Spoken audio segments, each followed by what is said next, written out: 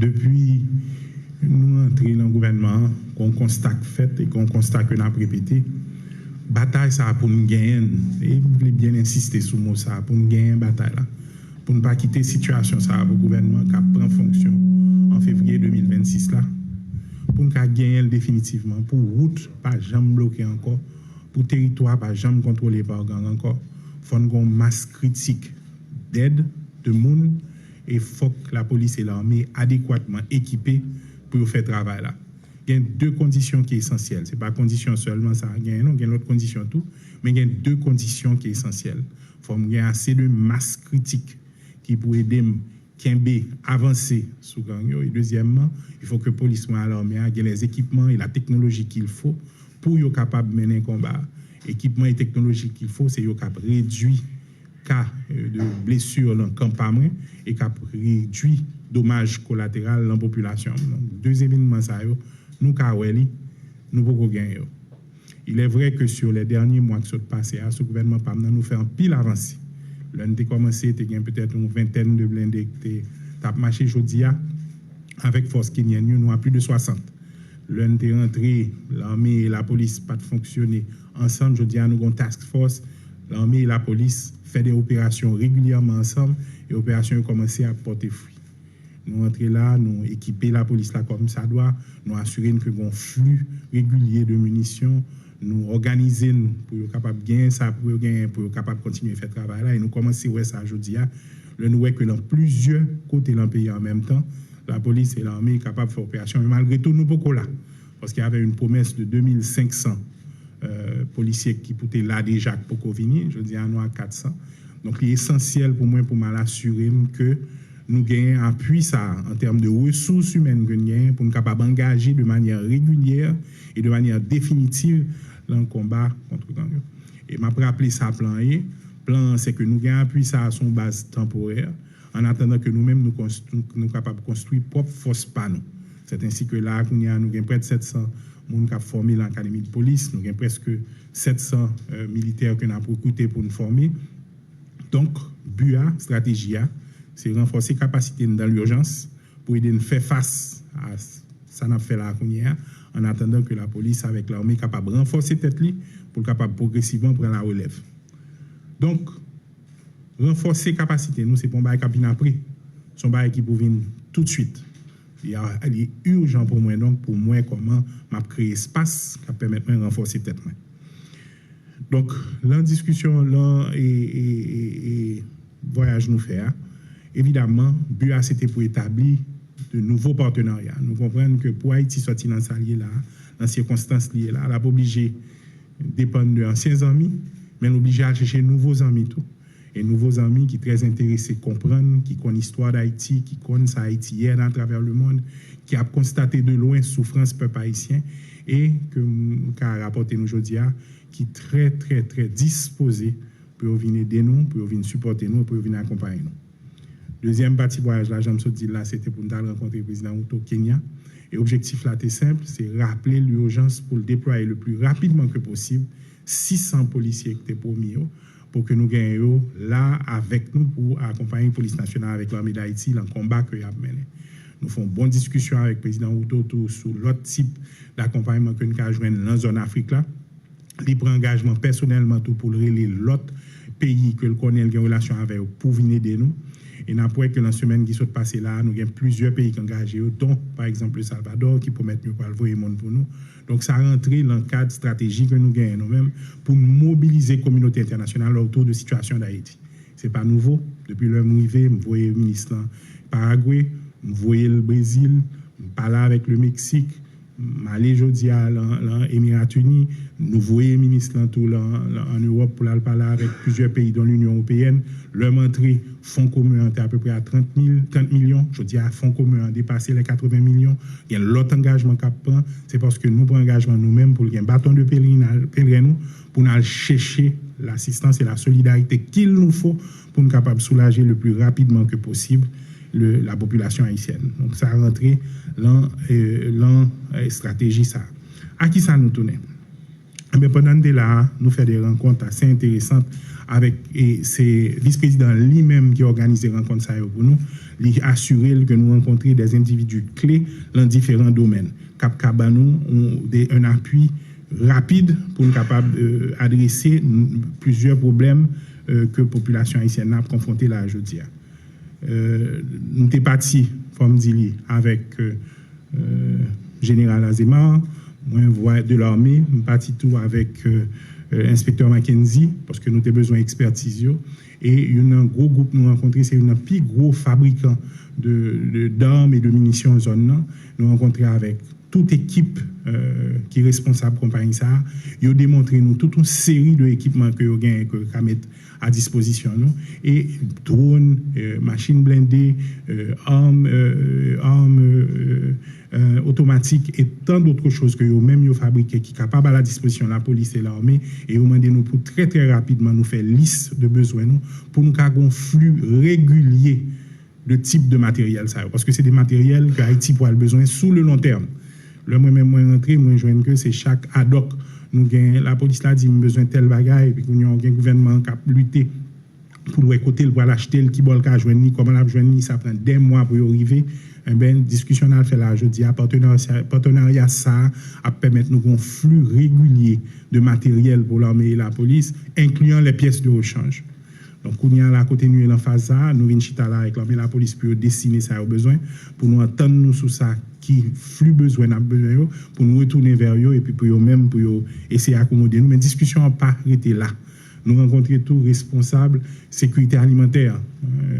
Émirats Unis a un programme le plus extraordinaire de fermes, 26 000 fermes à l'extérieur du pays. Et ils expriment un intérêt énorme pour entrer en discussion avec nous sur comment ils travaillent avec cultivateurs haïtiens pour nous capables de relancer l'agriculture. Et là encore, qu'on y a balancé l'encran panoulier pour nous venir travailler avec le ministère de l'Agriculture au pays, pour nous voir comment nous mettre sous pied un paquet de propositions que nous avons envoyées. Donc, sécurité est au centre de discussion, mais nous garder tout responsabilité nous gagnons dans cette feuille de route là qui liée à relève là. Nous faisons rencontre tout avec chef service d'intelligence pays ça. C'est un pays qui gagne un service d'intelligence le plus sophistiqué au monde. Et ils regardent avec nous essentiellement qui ça nous a besoin.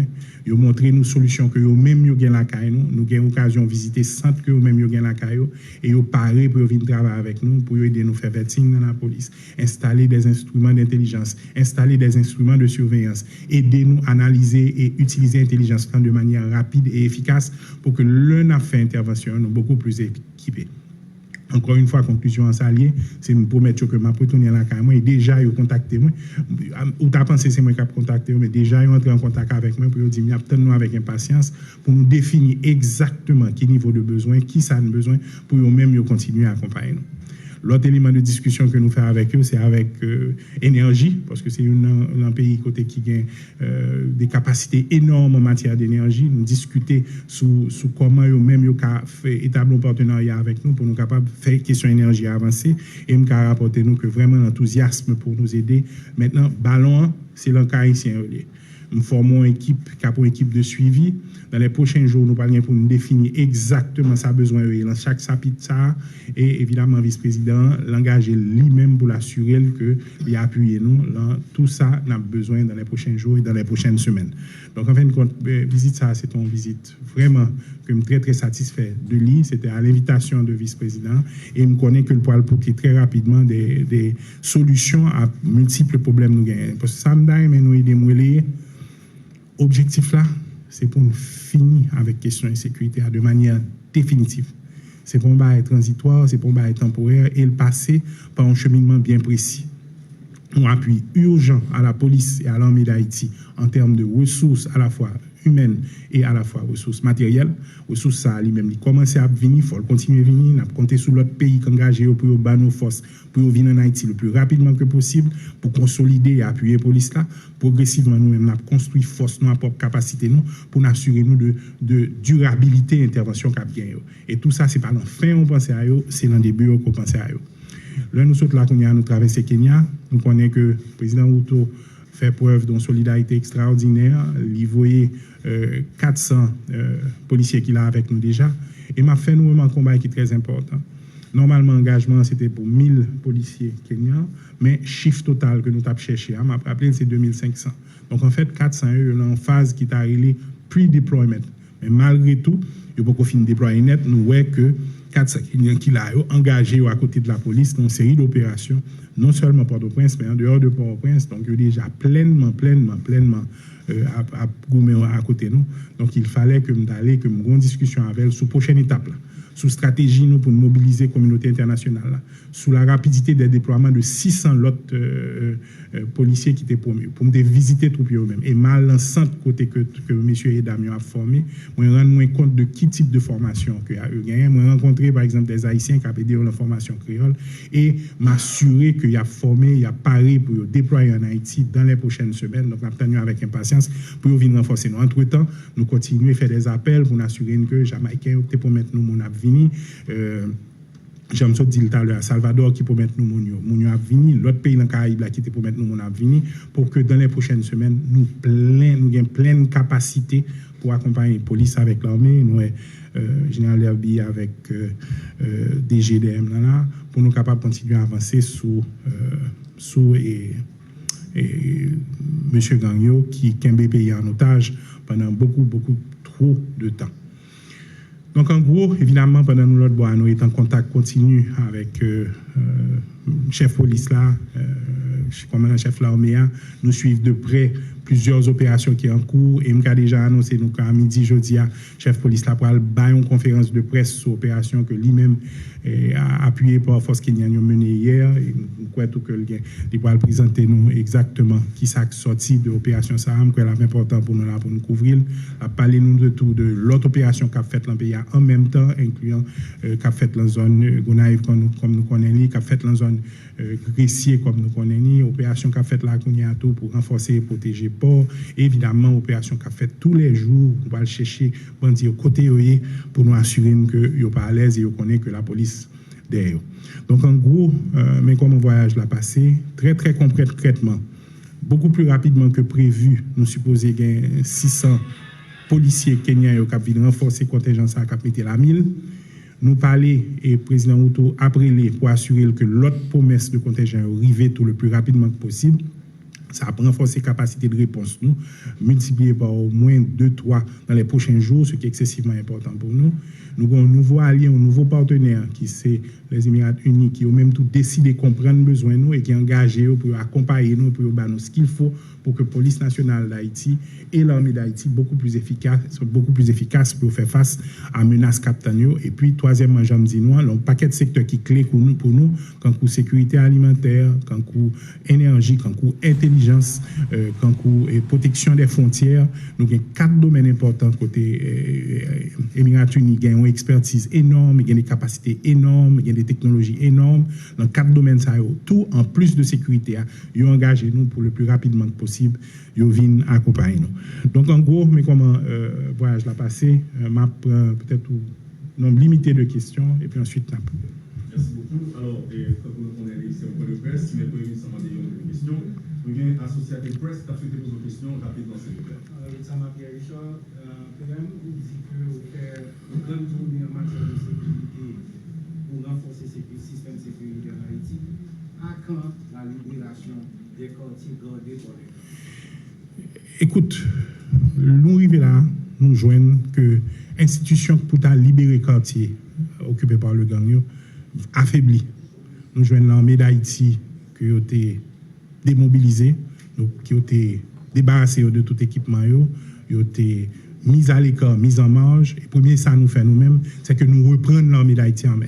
Nous avons travaillé avec Général Derby pour nous rebailler l'armée d'Haïti place dans force répressive et force de sécurité pays. Et depuis nous-mêmes, nous arrivons là au Kaweli, d'investir en pile temps, d'investir en pile énergie. Ce n'est pas pour rien que nous avons un bureau dans le quartier général. Nous avons un budget l'armée. Je dis à budget sécurité pour l'armée et la police augmenter spécifiquement dans le domaine ça pour bailler les moyens. Donc nous obligés pour nous reprendre le quartier, gagner l'armée qui a aidé nous dans la consolidation.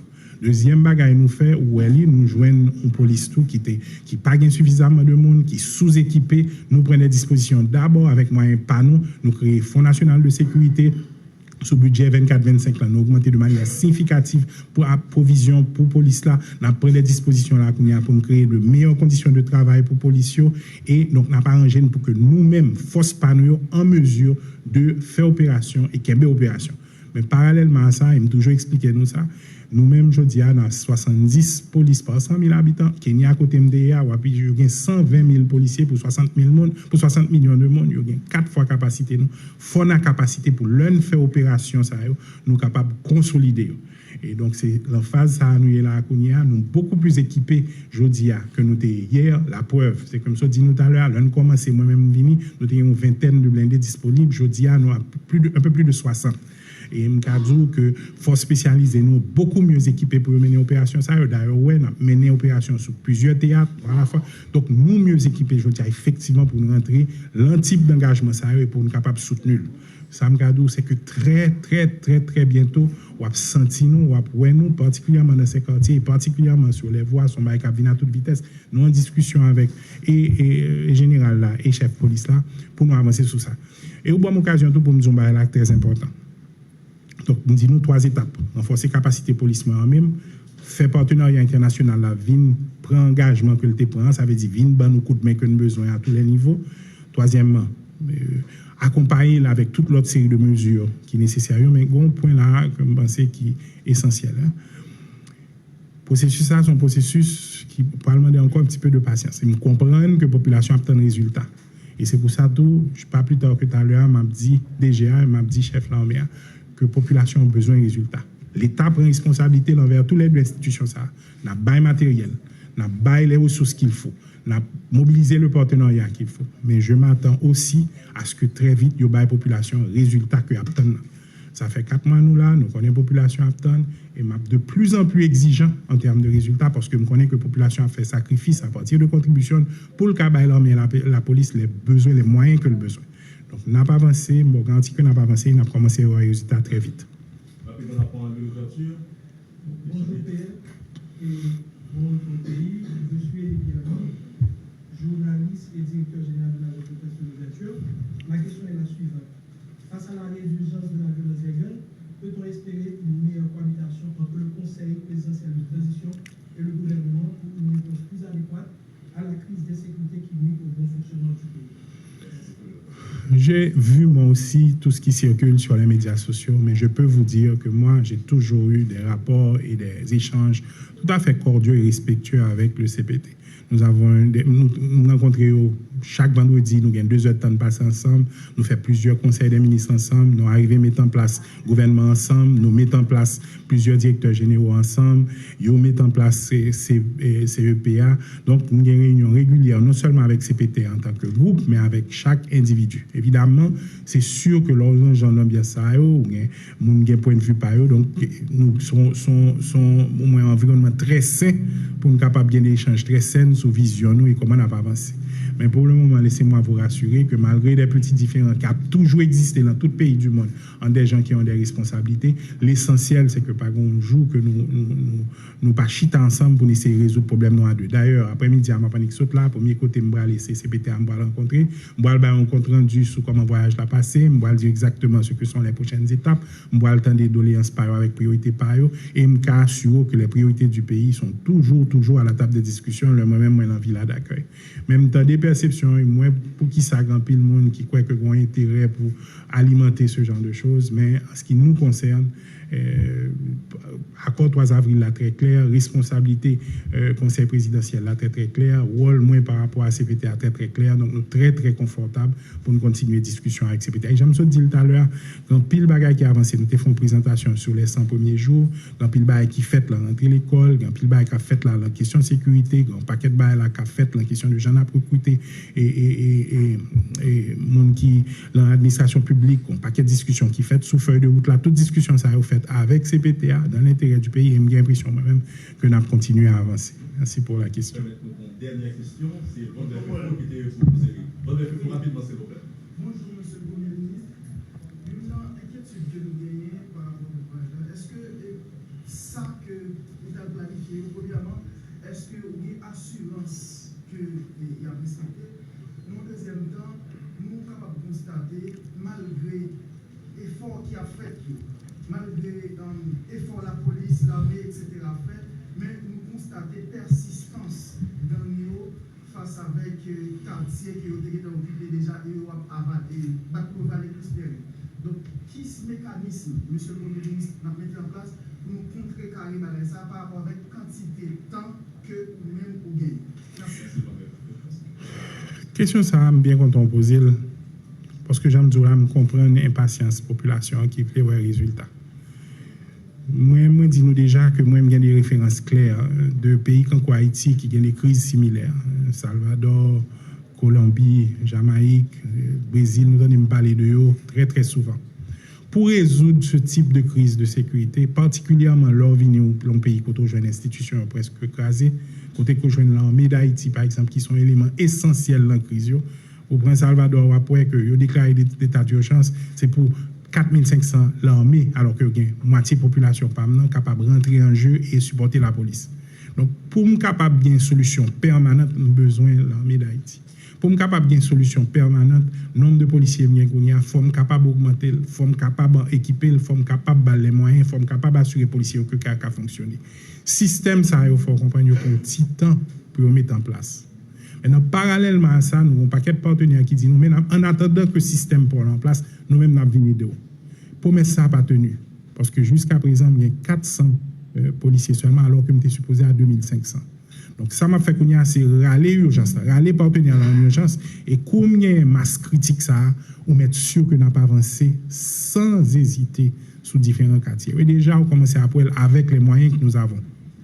En ce qui concerne le sentiment que, ouais, depuis que nous là, on voit que la police là, avec l'armée, nous approchons de côté, non seulement nous faire opération, mais nous chercher à consolider. Là, il y a l'un côté priorité pour la population capable éventuellement de tourner, pour les travaux publics qui ont commencé à faire réparation, pour l'école qui a reconstruit, pour la santé qui a repris. Il ne faut pas surpris non plus qu'en face là, il a changé de tactique. En face là, il a cherché à disperser forcément. En face là, il a fait tactique tout parce qu'il a senti que nous avons marché sur eux. Il a senti que nous pouvons chercher. Je vais quitter DGA, lui-même parler de l'opération qui fait hier, la bonne explication sur lui. Mais après, je dis, nous pas réactifs encore. Pas un gouvernement captain pour réagir. Un gouvernement et une police, une armée, côté moi-même, instruction pour nous une stratégie très claire et n'a pas avancé sous stratégie nous, de manière progressive. Au fur et à mesure que n'a pas avancé sur les tours, toujours dit nous ça, dans toute opération, nous avons 3 objectifs. Premier objectif, là, évidemment, c'est assurer que l'opération nous protéger autant que possible pour police qui a fait opération. Deuxième barre, c'est que nous limiter dommages collatéraux, nous avons les populations blessées. Et troisièmement, évidemment, c'est assurer que nous prenons et que nous apprenons des bandits et que nous mettons en prison pour aller devant la justice. Pour faire ça, il faut gagner les ressources qu'il faut, les ressources humaines qu'il faut, les ressources technologiques qu'il faut, les ressources. Et c'est ça nous avons tête nous depuis 3 ou 4 mois. Donc, ma pour nous garantir que nous sommes au tout début, le fait que nous gouvernement, pas bien faire bac. Et on dit comme ça. Et m'a profité de dire encore une fois, c'est le moment pour déposer les armes. N'a pas avancé sur. Le peuple haïtien n'a pas perdu la bataille ça. Mais l'absence, je me dis nous tout que son bail qui pourra prendre temps, qui pourra demander patience, qui pourra demander engagement tout le monde, qui pourra demander sacrifice tout le monde. Mais moi-même, quand dit nous ça, je dis, c'est sûr que je camper devant nous. Pas de l'autre issue pour combattre ça. Pas de l'autre côté, le film ça a fini. N'a bien bataille ça ensemble. Messieurs, merci beaucoup. Je suis très content de matin, je suis très content de retour au pays et à continuer à converser sur l'évolution de la situation sécuritaire. Merci tout le monde.